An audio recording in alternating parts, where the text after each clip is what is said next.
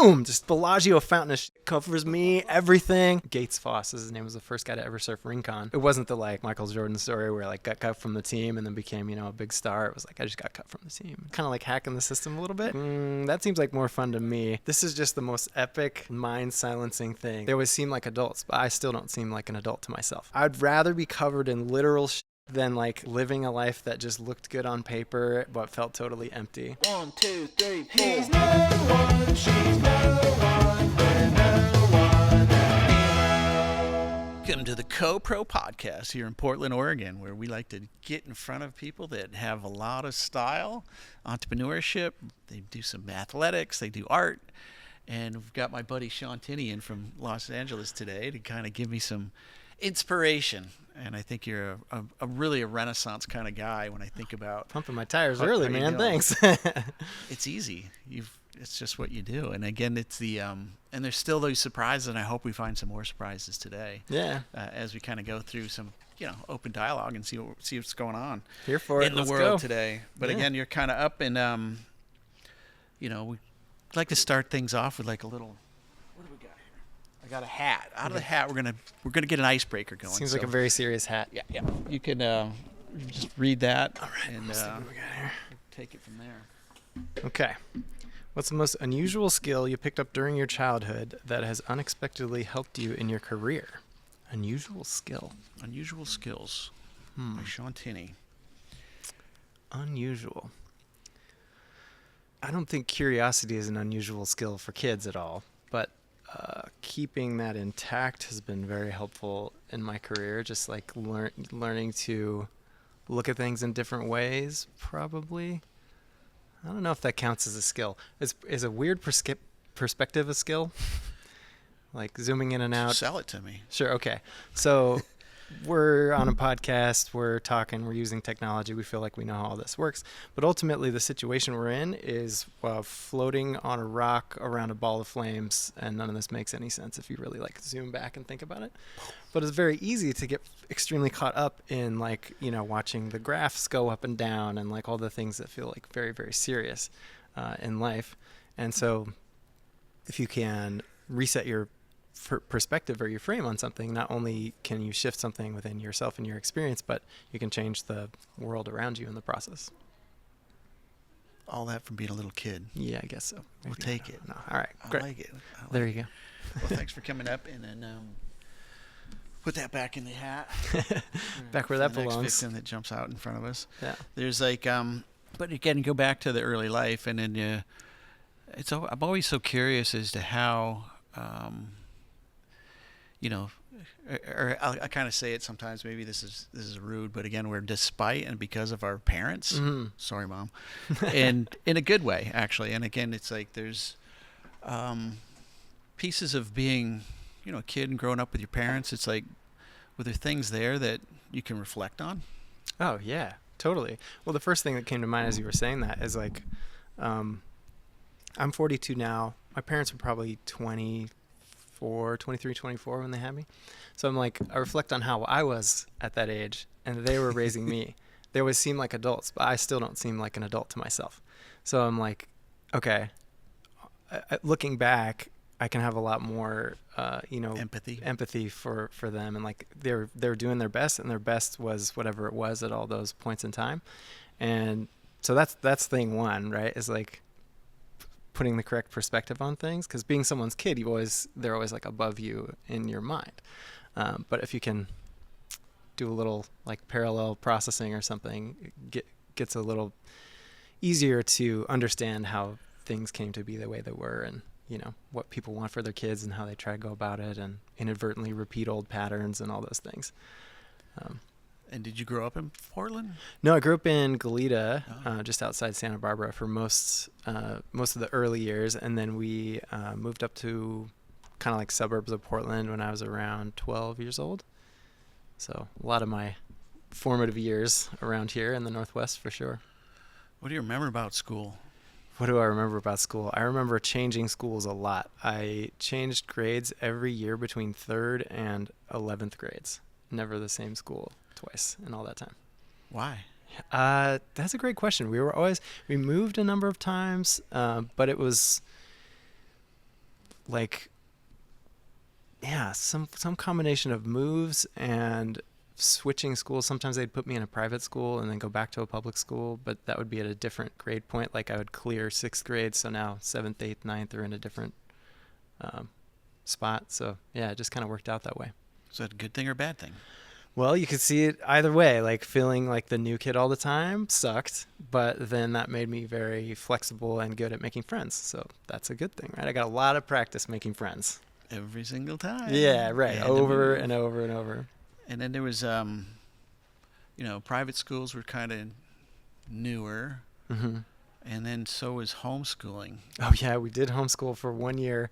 My dad got to this point where he was kind of like stuck in his career, Right. and wanted to shake things up. So his idea was take us on an RV trip around the country for a year. So that was during my 5th grade year. So my mom just like homeschooled us while we were driving in between places. And then meanwhile, we'd be like, all right, history lesson on Gettysburg.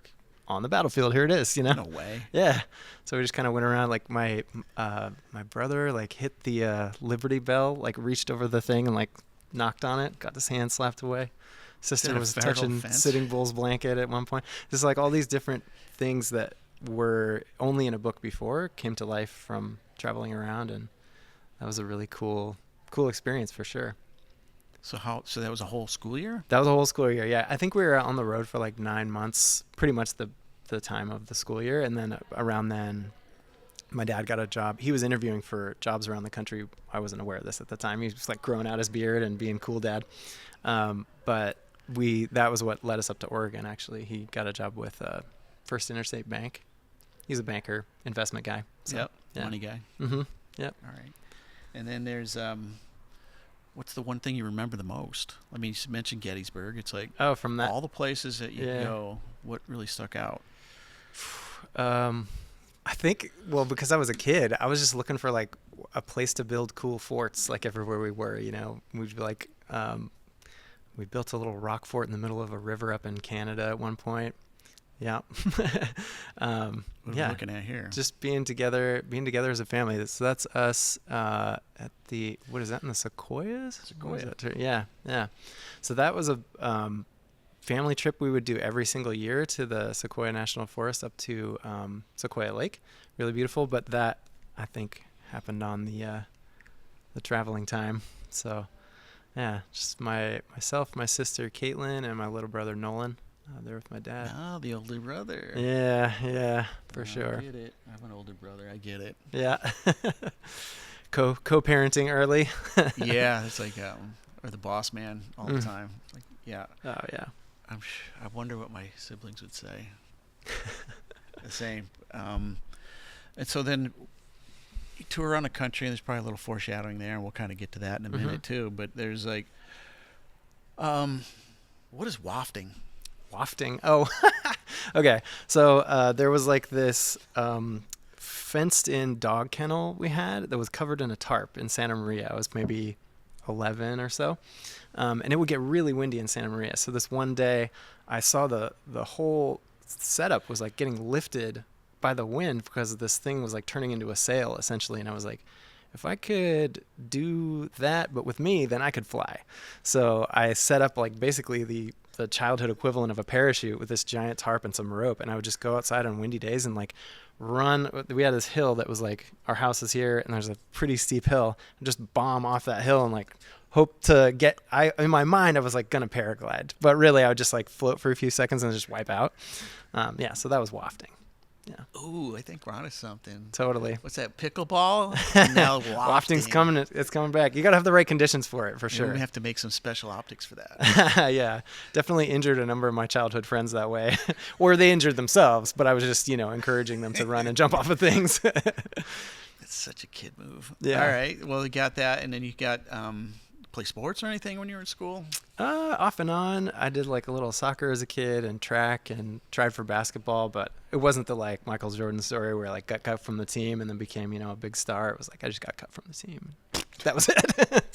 Yeah. So that's not one of your gifts. Nah. I mean, I always enjoy athletic things, and I think I got better at basketball over the years and like played more in my 20s, but then spent all these knees had in them during can those replace years. those overnight. I know, that's what I hear. It's like a very common thing, right? Yeah, just go buy one. Yeah, right.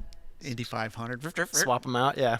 You need, you can Pit be crew. back on the court in time. But I've seen some pictures of you surfing too. Oh yeah, definitely. Grew up surfing.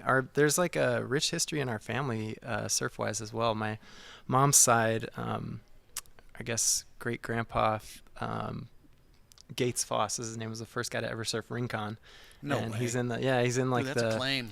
beach house down there in Santa Barbara, has like a surf timeline, and they Yeah. have his like thing is the first mark there, Gates Foss, and then they've got all these old boards that are like 12-foot tall planks. Like he had a little cork that he sewed to his hat so it would float when he fell in the water. Genius. It was like OG stuff, yeah. So yeah, got to grow up surfing around Santa Barbara, and that's always been a part of my life for sure. That doesn't sound bad. No, it was great. That sounds great. Yeah, that's in Hawaii around my brother's wedding. I got to officiate his wedding, and so that was our like celebration day. So we're looking at a picture of Shaun on a longboard, Mm-hmm. getting all styly. That is a bit of style. It huh? is. Give it Like to you. that's how it feels. You're on a longboard, you're just chilling, it's cruising. Like, what are you gonna do? Relax, just kick enjoy it. the ride.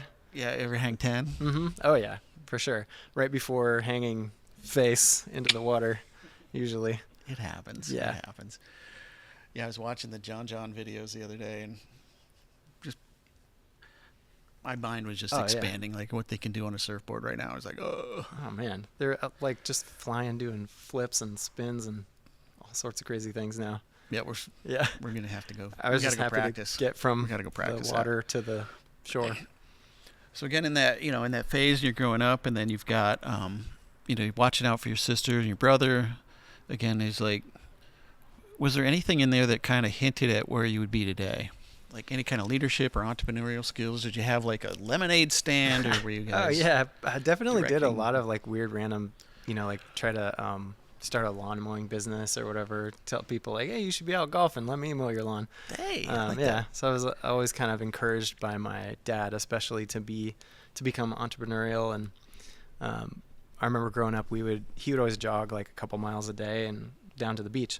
So I'd ride my bike next to him, and he'd just be like dumping business wisdom in my brain as I'm like 5, 6, and he's like, if you want to live with the classes, you got to make something for the masses. I'm like, all right, cool, I got it. I'll try my best. Like I have no idea what it means, but it feels important. So that definitely like kind of became a theme, trying to live into my potential, whatever that is, or whatever he saw in me for that.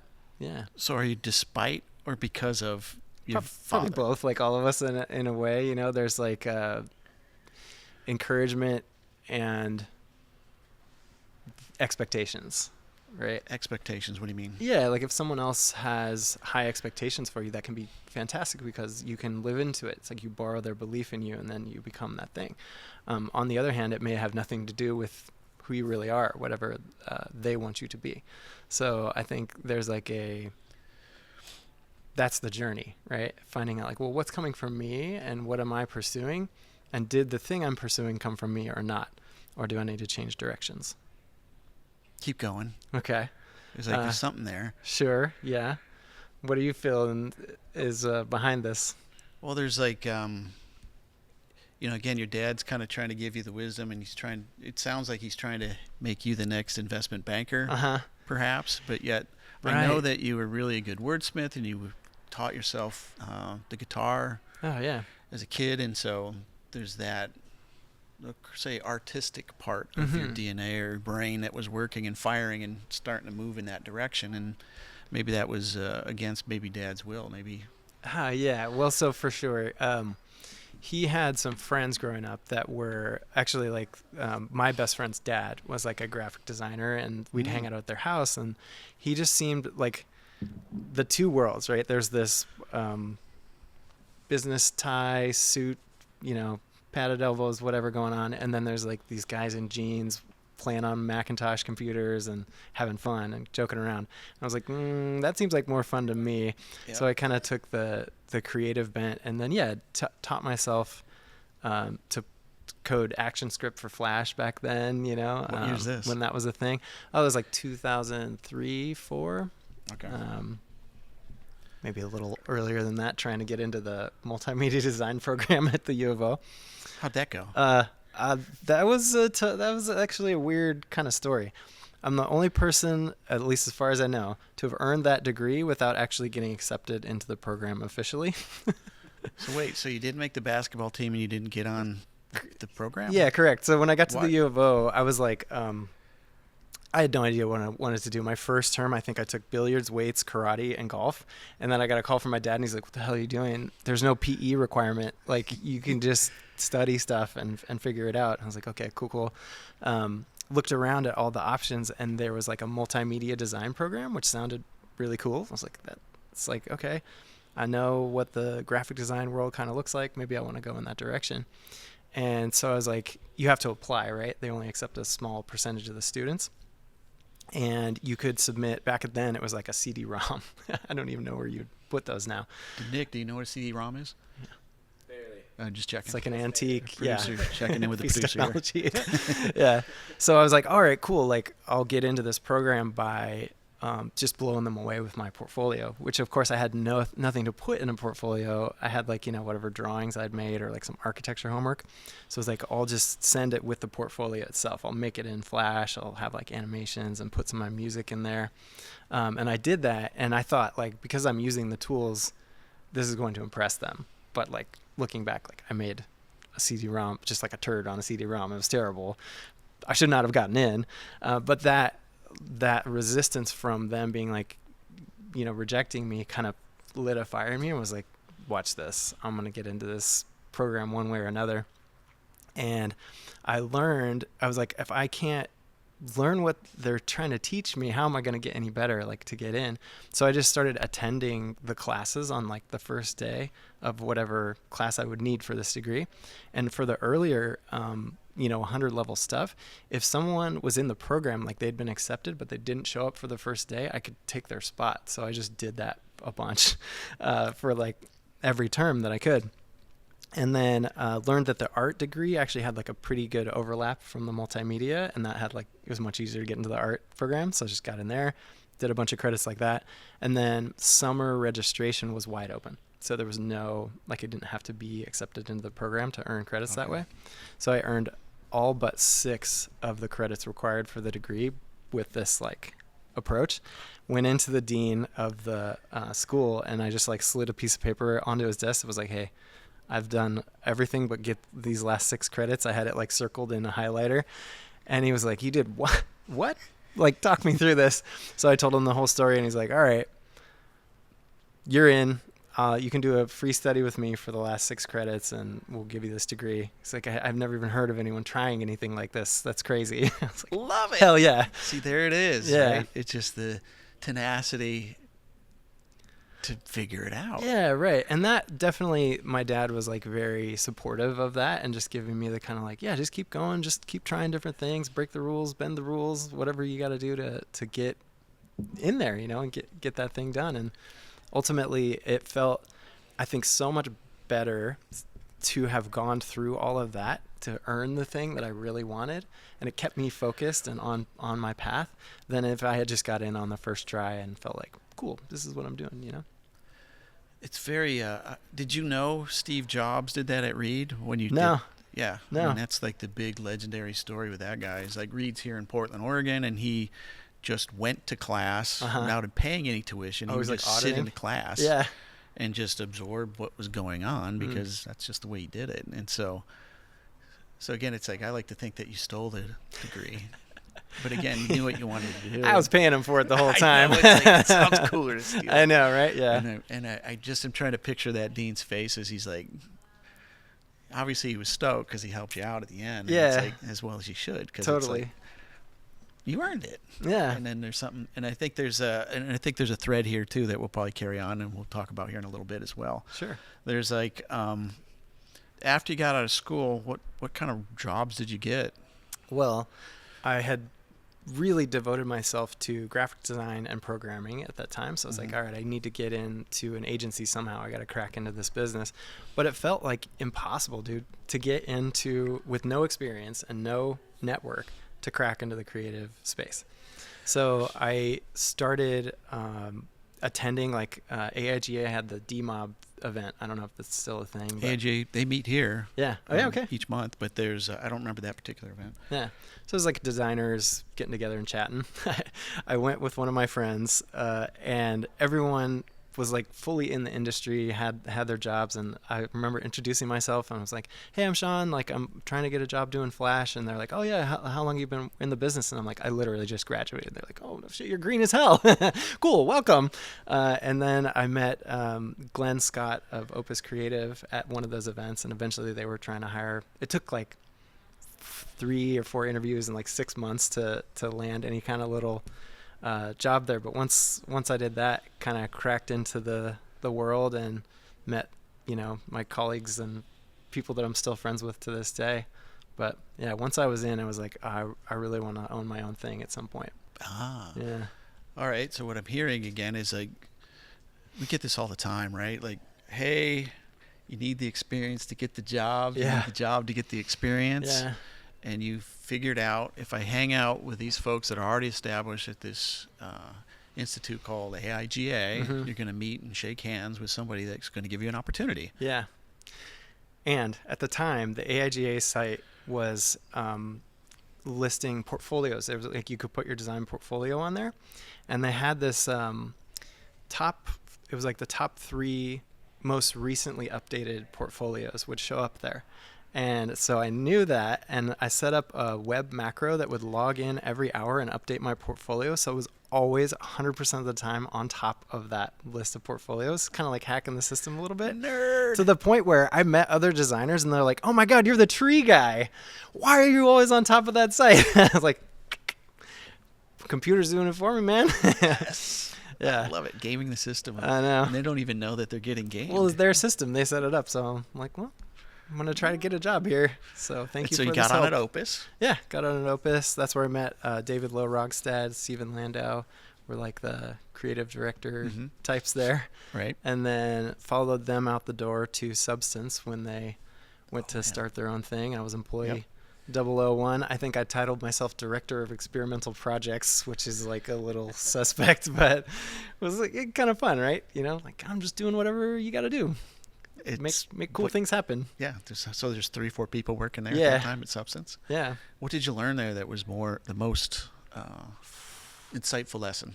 Oh man, I think there's always I was like so focused on the craft, like on the building of things, but they were teaching me the rest of the business, like how to meet clients, put together some kind of bid that makes any kind of sense to them, and like build relationships and be a good human that is also good at business. That was like modeled across the board, just super authentically. So that helped me to see what else there is to this work. And then we go from, now we're hanging out with that. What happened next? So I started playing, basketball actually led me to the next partnership. Yeah, I was shooting hoops at the 24-hour fitness here every weekend. And so through Substance, I actually ended up with a speaking opportunity at FITC, it's Flash in the Can. And David DLR introduced me to John McDonald, who became my partner at the Good. But before that, we just spent weekends shooting hoops a bunch. He's tall. I could see that. He is tall, and he was a D something athlete. I don't know what level. he was a baller in college. Yeah. All right.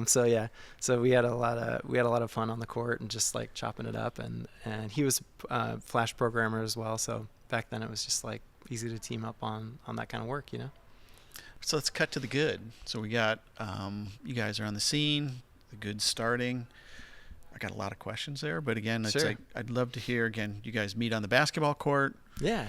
It's like, hey, let's start a new business together. Yeah. What was that conversation like?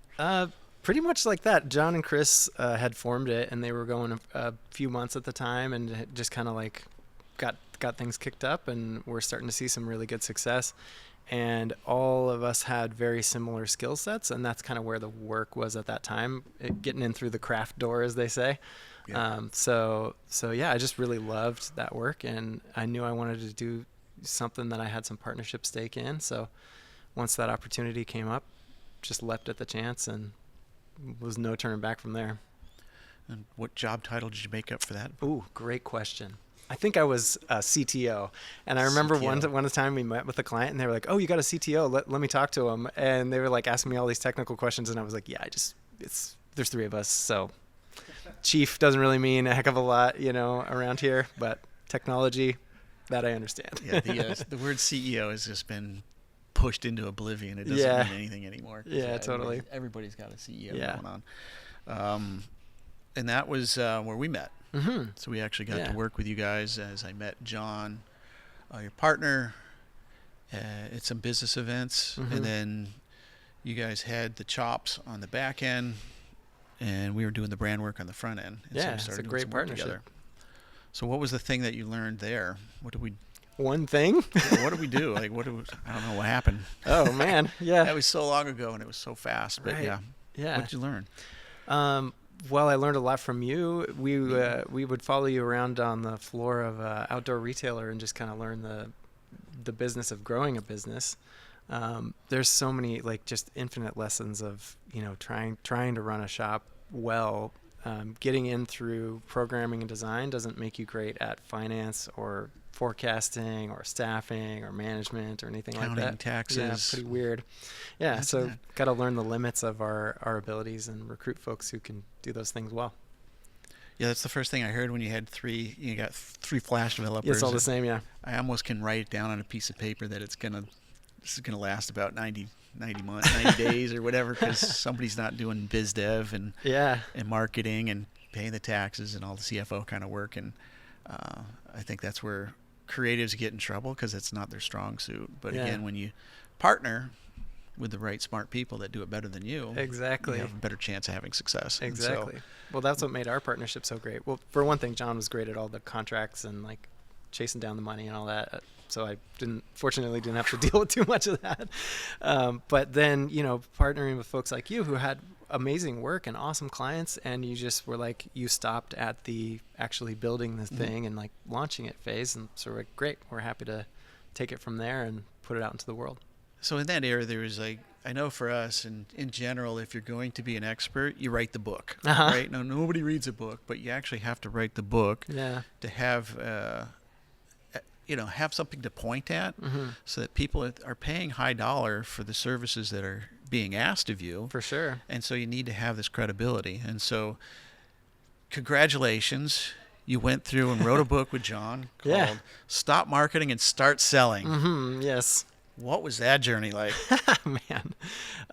Well, it was the journey to do exactly what you're saying, right? To put a flag in the sand and be like, hey, we do this. We specialize in this thing. We both followed Blair Enns, who was like, win without pitching. You got to specialize, all that. So we're like, okay, we're going to specialize and prove it. So the journey unexpectedly brought us all kinds of clients, because we would contact folks who were in charge of marketing for different brands and say, hey, we're writing this book on e-commerce. Would love to interview you for the book, which we genuinely wanted to do. Yeah. But then we sort of found by accident that in the process of interviewing folks and chatting with them about their strategies and talking about, hey, have you thought about this or that? Or how do you handle this thing? They'd be like, you guys are asking a lot of great questions. We've probably worked together, It's like, oh, I did not expect that. That's nice. A nice bonus. And then we would end up with great clients who were awesome friends who also had a quote in the book, so little by little we kind of shaped that thing, and it shaped us and helped us to turn the business into a true consultancy that could scale in a different way.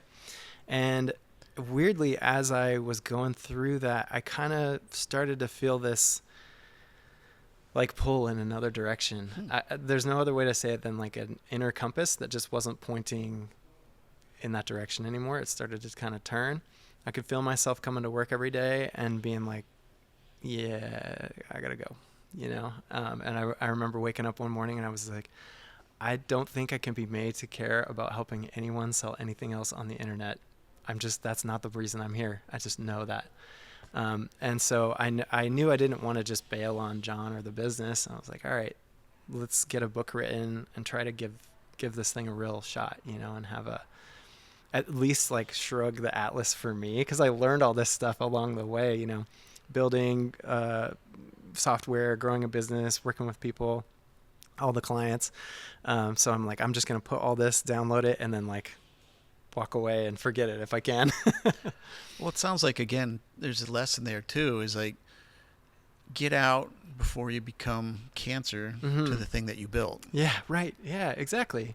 Because as much as I loved it, and I did, and I still do, for everything it's given me and the person I've become as a result of all those journeys, it's, you got to be in alignment with the thing that you're trying to build. Otherwise, you're going to throw it off course. But I'm more interested in how do you, it's scary, right? You've got a house, you've got to pay for that house. And so this job is the financial security to get through it. But yet you were able to take that step and move toward really who you are and growing to be even in this moment.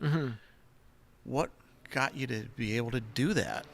To take that step and say, John, this isn't working. I'm going to do X. I'm moving in this direction. Yeah. Like, I think people get at jobs and they stay in those jobs because they're afraid of making that change because of life's, it's terrifying. The unknown is terrifying. It is. It's right? unknown. You don't know, right? This is working. Why should I jump off the fully functional ship Totally. to try this new thing? Totally. So what's going on? How do you... What was going on in your head? What was going on in your heart? Yeah, What well, happened? it was easy. So I can boil it down to these words. It takes a lot of thinking to arrive at what the heart already knows. So I knew. I'm like, I'm done with this. I need to make a change. And then for some reason, little callback to my family trip as a kid, the first thing that came to mind was like, what if we just sold everything, quit everything, bought a truck and a trailer, and traveled around the country for a year? What if we just did that? Like, we don't have to figure out our next career move. We could just stage dive into the universe and see what happens. That's so Portland. Yeah, How'd right? you talk? Your wife's name's Jen, right? Yeah, Jen. You guys are what, 13 years here? Yeah. Coming up 13 Yeah. years? Celebrating. How'd you talk her in into it, or March. did she talk you into it? Like, Well, fortunately, she was kind of also she had climbed like the top of the wrong ladder, basically. 13 years in the golf industry. She didn't. I mean, she plays golf, well, but isn't like, I'm here for golf, She was doing tournament sales for American Golf at the time, and was like excellent at it, but also not aligned internally. that's a cool job, right? Why quit a cool job? Sure, right, exactly. It's like all on paper, everything looks great, but like inside it feels empty. So seek fulfillment. So that's we like went over to I think this place is closed now, but it was called the Bent Brick up in Slabtown. Okay. Got a couple pints, had this little red notebook. We opened it and we just wrote, get out of Dodge at the bottom. We're like, we know we're working to there. So how do we get out of Dodge? And then at the top, we wrote like, okay, here we are. We have these jobs. We thought like, there's different scenarios for everything, right? Maybe she could get laid off. That could happen, or she could quit. Or we could get a certain amount of money in savings, or we could sell whatever. So we just kind of had this little decision tree of like, all the different things that could lead to us getting the hell out of Dodge. And we had I was reading a book called The Crossroads of Should and Must at the time. Ooh. Yeah. That one hit me like a ton of bricks. It's like literally that. Well, I feel like I should keep going in this direction. I should keep building this business, but I must change course. So we wrote down what are our musts, and it was like, living in alignment with our values and producing creative things. For me, it was music. For her, it was recipes and cooking. Oh, and cool. Yeah, she's actually finished a cookbook that's coming out here. That's one of my questions, but yes. Nice.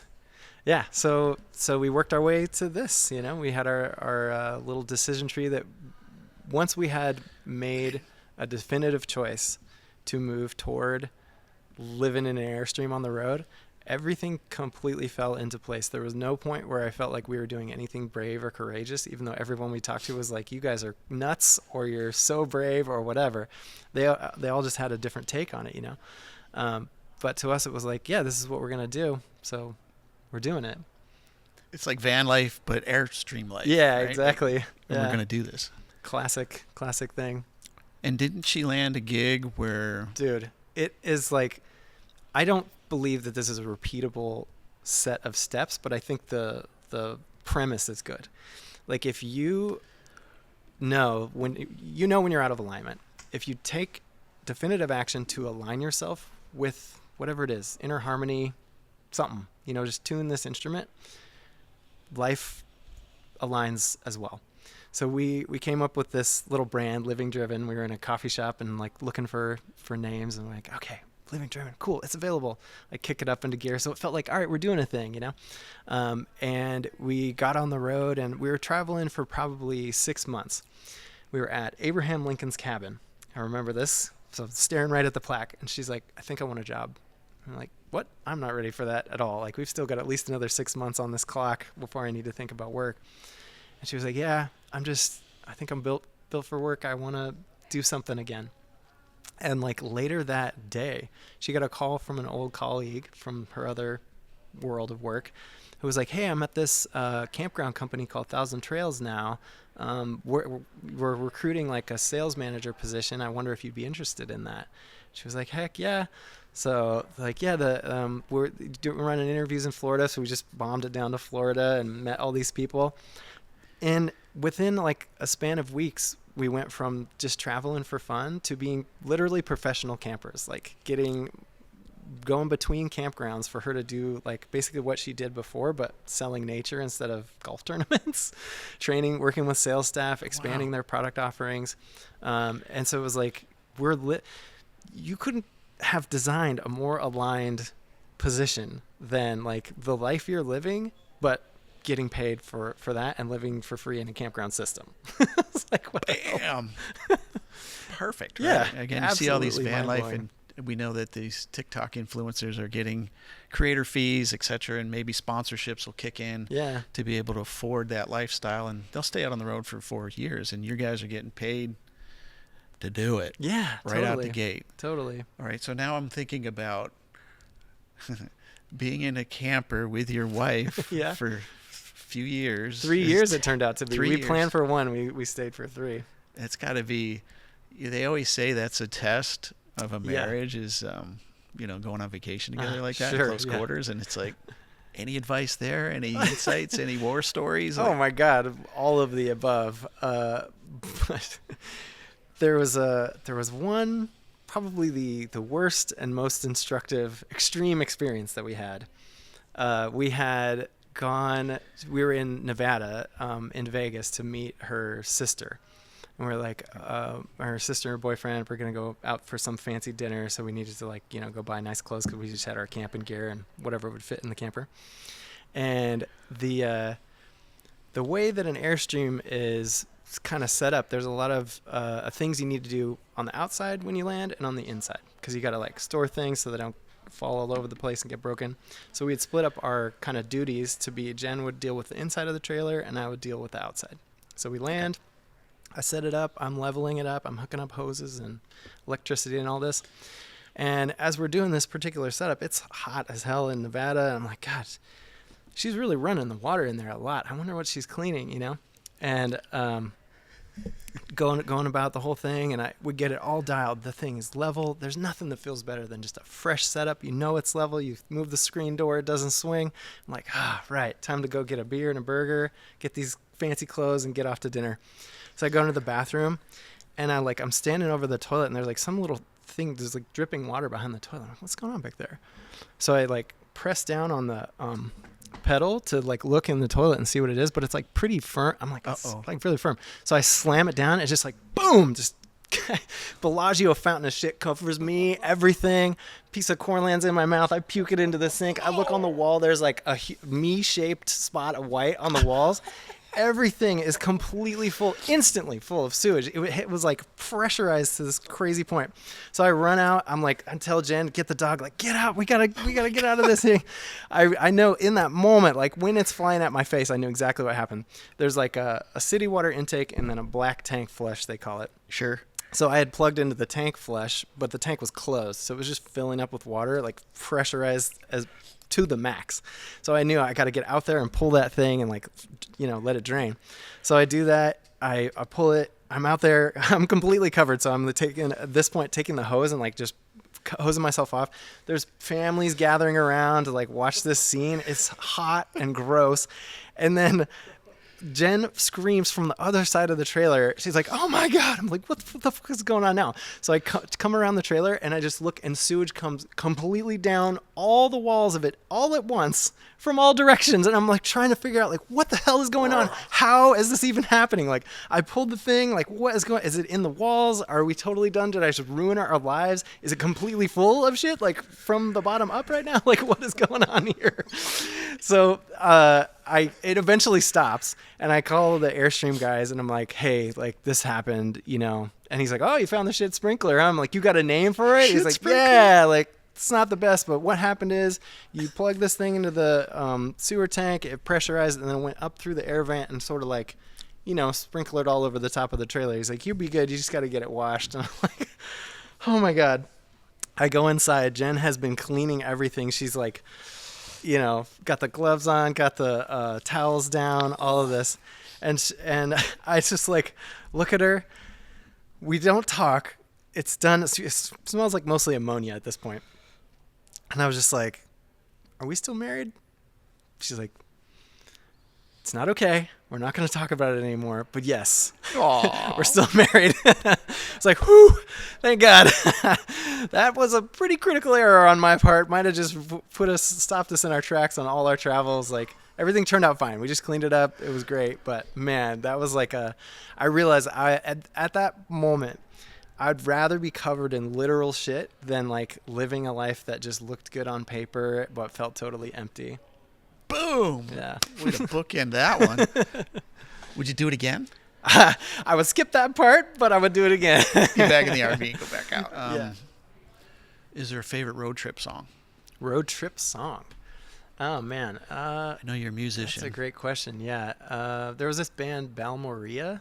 It's kind of like a random instrumental group that just kind of writes epic stuff. So when you're like driving, I remember the first time I ever saw Sedona, Arizona, it like flattened my mind. I had no thoughts. I was just like, what is that? And we were listening to a Balmoria song at the time, and I was like, this is just the most epic, mind silencing thing. Like just trying to process the landscape, the colors, the way the air like holds the light somehow. Yeah.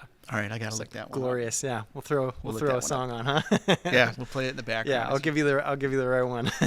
Perfect. Yeah. And then you've got the in the meantime, so now you're pulling down some paychecks, and then some old friends come calling. Yeah, yeah. And we go from the good to the gooder. So Goodr, yeah, that was a very long walk from basically here, right? Because my friend Stephen Lease, who is the CEO of Goodr, I met when he was working at Easton Baseball, which was in the Bell Helmets Easton Bell family, right? Which came from working with y'all. It's a game of who you know, right? Exactly, right. So couldn't have known this or planned it. Honestly, I was so done with what I was doing. I was ready to tend bar or whatever. Like, I'm like, whatever's next for me, we'll see. But we were camping in Malibu, and so I hit up my friend Steven and was like, hey, we're in Malibu. You want to come hang out? He's like, yeah, let's do the hipster brunch, pour over coffee, whatever you got going on. So he comes up, and I think he'd recently gone through a breakup, and I was talking to him about this personality typing system called the Enneagram, which is like it does a great job of describing strengths and challenges, but also just kind of how our personalities arrive almost as like a trauma response. It's like we're afraid of feeling something, so we do this. And then we're also seeking something, so we go about it in this way. But it's really good. It kind of like hits you where it hurts, but shows you who you are in like a kind of beautiful mirror sort of way. So I shared that with him, and it really resonated with him. He was like, this is awesome. Could you bring it to Goodr? Which was like 12, 15 people, something like that at the time. And I was like, sure. Yeah. So we kind of sketched out what that would look like, even put a price tag on it right there in front of him. Cause I'm like, we're coming up with this together. Does this work for you? He's like, yeah, sure.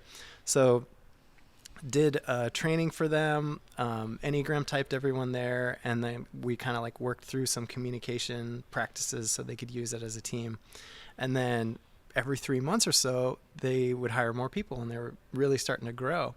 So I went back, I'd fly in, personality test the new folks, train them on it.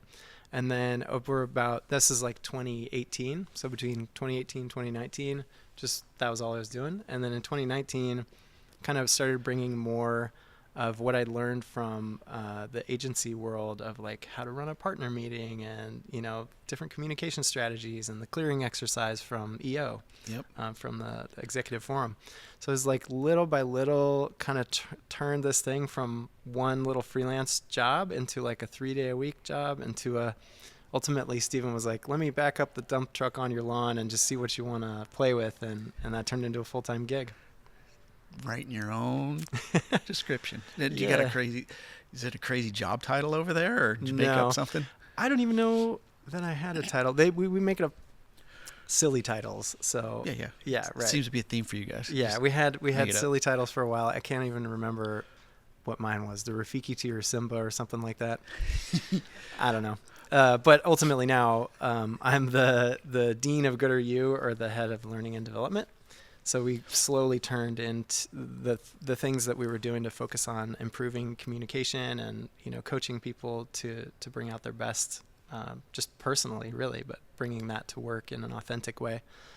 Turned into getting to attract more folks to the team, and we've hired a teacher or two, and Awesome. we've got some people who actually know how to run a learning and development stuff more than my kind of hodgepodge of old patterns. It does what it does. Yeah. I can't say, like at our house, my wife has, I don't know, 10, 15 pairs of these Goodrs. The big, when they first came out with the big black frames. Oh, yeah. She was all over it. Yeah, nice. It's still all over it. And so that's interesting. And again, what's exciting is just how, again, with brand, we started with the e-com conversation at the Good, and then and for us, I think there's we saw through the pandemic is that we had performance marketing, and I think the world leaned on performance marketing to just kind of, hey, here's a square, 10% off, Yeah. move this inventory out.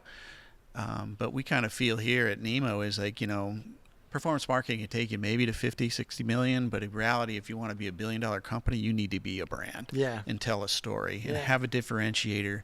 And then watching Goodr come into this very congested place of sunglasses and the SKUs and the stories, and just it feels branded and it feels premium, it feels fun.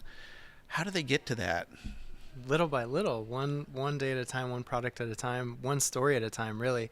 Even the reason it exists is because Steven picked up running and was doing all the things, running in all the gear, and looked at himself in the mirror one day and was like, this isn't it. There's got to be a better way, because he's looking around at people either in Oakleys for multiple Oakley hundreds, blades. or gas station throwaways for $9 or $10.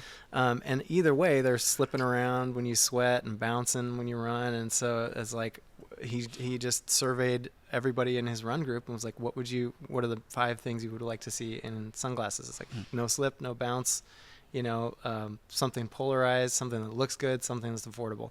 So it's okay, cool, we can make that. And so they made it, and people loved it. So once you have that, that's product market fit, right? You're starting from a problem, closing a gap for someone, and they'll give you their money for that. And what I find as a brand, I'm a brand guy over here, is really using the culture of Goodr to be the brand storytelling. So again, instead of leaning on an influencer or, hey, here's a TV campaign to get the word out there, it's down to the culture. Yeah. So I find too is part of the core values, right? Fun and authenticity Yeah. are the core values, and those are pretty generic. Usually, when we do brand work, we kind of try to lean away from those generic words. But Yeah. Goodr leaned into them. Yeah. At the time, we were reading Dare to Lead by Brene Brown, and she talks about having 2 values for each person. You can't really functionally have more than 2. You can have a list of things that sound nice, but if you have 2 core values and you put supportive and slippery behaviors to each of them, then they can become real. They can come to life. So for fun and authenticity, we created a list of supportive and slippery behaviors for all those things, even down to so it's fun to be prepared, right? It's fun to be on time for meetings. So we just set these behavioral norms that everyone is expected to adhere to, because they're shared agreements that we have to keep it in place. It's up to everyone. Whenever I run onboarding, or our team runs onboarding, we're teaching people, hey, these are the agreements that we all share. We're inviting you to participate in, and it's up to you to carry them forward, because if you don't, then no one will, and it'll fall apart. So we're trying to recruit everyone to carry the culture. And that comes right down to starting and ending meetings on time, and, communicating to people, closing open loops, and putting everything into, we use a system called Doing to Done, which is a shared productivity system across the company. So every Monday, everybody goes through their weekly review. They look at the calendar ahead. Nobody's getting caught flat-footed because they're all looking at the same kinds of things. So having those systems and kind of like plays that everyone is running creates a really solid baseline for us to collaborate. Amazing. Yeah. And I find that the culture part of being the brand and looking at, like Dutch Bros, they definitely do a lot of training to keep, and, in their interview process as well, to be able to get baristas that are A-type personalities that want to make your day, basically. And so is there something on the onboarding that you'd mentioned that has some of those checklists or practices? For sure. Well, all of the things I've mentioned, I think a really big thing, and part of the reason that the Enneagram has been so helpful to the company and our culture, is self-awareness, starting from self-awareness and wanting to be your most authentic self at work. I always tell people the best way to fit in here is to be the most yourself you can be. Don't try to figure out how to shapeshift, just be yourself, and then find out over time that you can trust that you'll be accepted for who you are, and your idea is more welcome than if you were trying to play a game. So Hannibal Lecter he'd be able to play there? Probably wouldn't make it through the many rounds of hiring checkpoints that we have, but yeah, being himself, man. you want to be yourself. There is an asterisk on the company mission statement, which is we give you permission to be unabashedly yourself unless you're an asshole. No assholes allowed. Right, exactly. I think that's a good policy. Yeah, to have. saves it there. Write the book on that one. No assholes allowed. All right, keep moving here. Rapid fire. Are you ready? Okay, hold on. Let me get a drink of water. Get a drink. Yeah. All right, let's do it. Macaroni and cheese with hot dogs, Yes. or SpaghettiOs? First thing, no question. Didn't even Yeah. blink. All right. If you had a magic 8-ball today and you shook into it and you were looking into the future, what do you see? Yes. It's being written as we go. Is that what you're saying? Yeah, well, everything we've talked about is basically a fundamental agreement with life. Like, okay, once I disagree with it, how do I find a way to agree again? And that is usually changing either internal or external conditions in some way. So, All right. say yes to life. Say yes to life. Yeah. Have you ever been told that you look like a celebrity, and who would that celebrity be? When I used to have hair, people would say Justin Timberlake because I had very curly cool. hair. Yeah. Yeah, but now not so much. With bald hair? Do you look like anybody? Who's that? The host of Hot Ones. Yes, by my brother. He told me that. And then we watched the show together, and I was like, A, this is hilarious, and B, kind of, yeah. Kind of, yeah. Yeah. Again, back to some of the cultural stuff. It's like, I resonate with what he does. I think he's doing a great job. Yeah. And I think it's really fun. My wife and I watch the show at dinner, and At dinner? Yeah, it's like we'll sit. You got the laptop, you put it in front. We just kind Sure. of watch it because we're in empty nester mode at my house, Mm-hmm. and so we're learning how to adapt to not having to have the kids around, in a good way. But in part of it too is I'm going to claim it, like Nemo, the word, we were 3 years before the Disney fish. Yes. I'm just saying, so Disney don't come be suing me for any trademark infractions, because That's we were first. And we were doing, as part of our culture, because I was really inspired by what you're doing with your culture at Goodr, is like, we had an initiation. And so when we bring on a new person at Nemo, we do the hot sauce initiation. Oh, my gosh. We're on Shaun's show. He's got the bomb. We had the Vicious Viper. Yeah. And I really feel like, Nick, can you help us out? Oh, no. I think we need to initiate you into our group here at Nemo Design. I mean, I love this and hate it at the same time. You're going to hate this. You're going to hate it.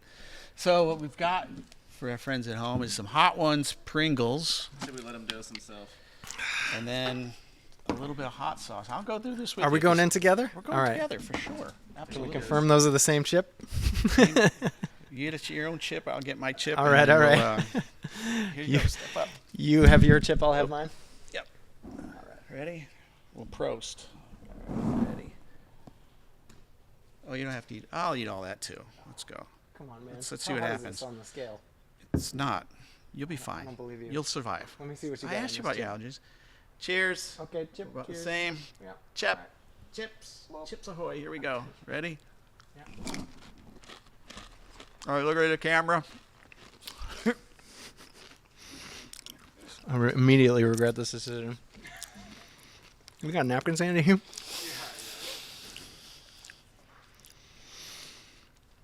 You're turning red. It's not too hot, bad. man.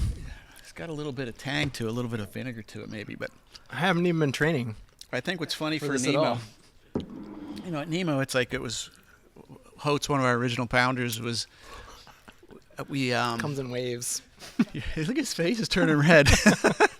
We had you know, we would have new people come on and we'd give them the Vicious Viper, and I thought it'd be fun to do a photo essay. Mm-hmm. So I had my friend Bobby sit down, say, okay, close your eyes, and you'll get a big surprise. And so we gave him the hot sauce, and he had an apoplectic allergy reaction Oh, no. to the habaneros or something, and he ended up having to go to the hospital.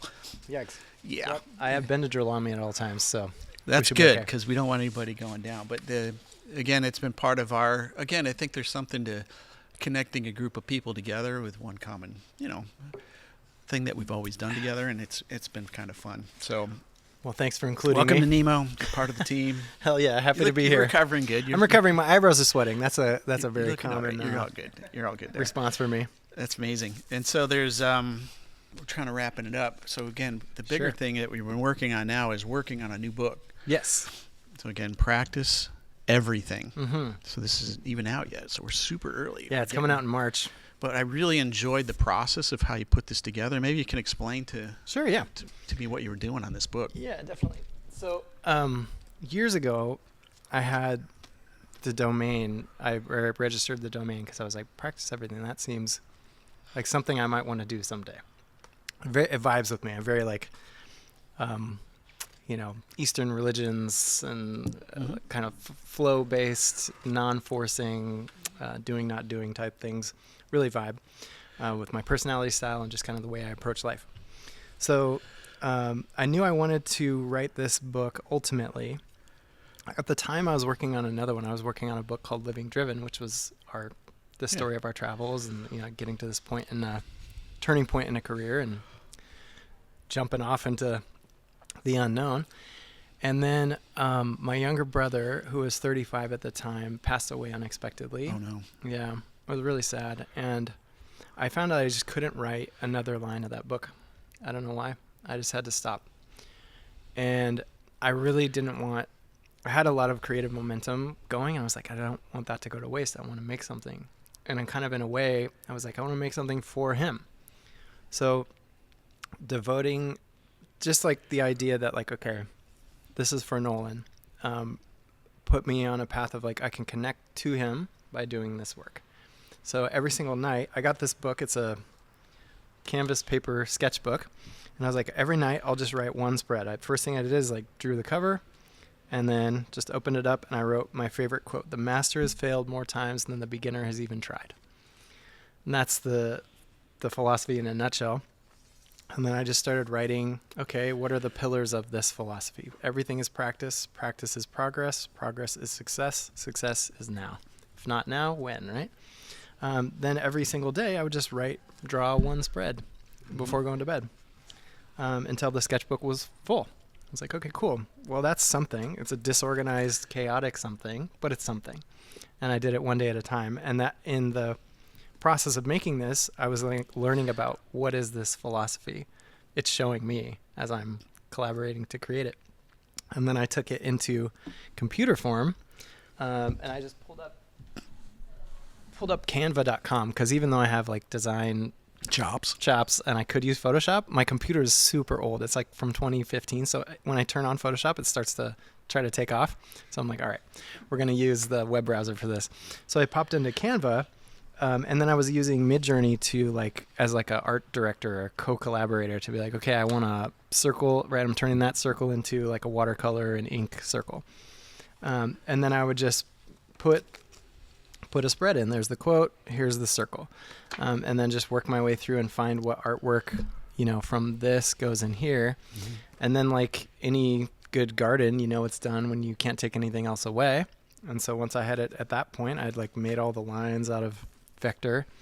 I decided one more pass because we're not going to leave what the AI made. And then I just went back through and turned everything into ink and watercolor in my own style, and then captured this thing that transforms from whatever. The idea is like we show up every day and we express ourselves in some kind of way. And the more we do that, eventually something emerges from us that is like, we're a part of a transformative process. So the book opens with that quote, and then closes with another of my favorites, which is what the caterpillar calls the end of the world, the master calls a butterfly. And that to me just speaks to like taking continuous steps into the unknown, following this inner compass. One of my favorite spreads from the middle of this book here, fear is a broken compass, right? It's like it's pushing against the direction we ultimately need to go in. And everywhere that there's growth, there is resistance. We always face resistance. So that's how you know you're on the path. Uncertainty is the source of all possibility. Let your direction come from within. You already know the way. So your mind, it takes a lot of thinking to arrive at what the heart already knows. And when you know, just go. Beautiful. And it sounds like this has been a lifelong journey since the little kid. Yeah. We didn't have the skill sets to come to these quotes and thoughts Mm-hmm. and expressions to, the man that you are now, and Yeah. walking your own personal truth. Mm-hmm. Yeah, for sure. Slowly revealed. Well, I noticed too is that you wrote a song. Maybe as we exit out of this thing, is like, Yeah. and you've got some good guitar skills and Thanks. good singing skills. All my thoughts and prayers belong to you, my brother. May the Lord have mercy on your perfect soul. May have seen your last sunrise this side of heaven. We will not forget, and the sun will never set on all the love that you gave, all the memories we made, all the nights and the days we shared. That's great. Thanks. That's him. That's him. So it's yeah. I taught him to play guitar, and we spent so much time, like basically our lives were like playing guitar together, video games, and chess. So much chess. Could be worse. Yeah, That right? Sounds amazing. I know, yeah, it was really fun. Yeah, I wanted to honor him in a creative way. This is that too. But And like, it feels like it's part of your healing.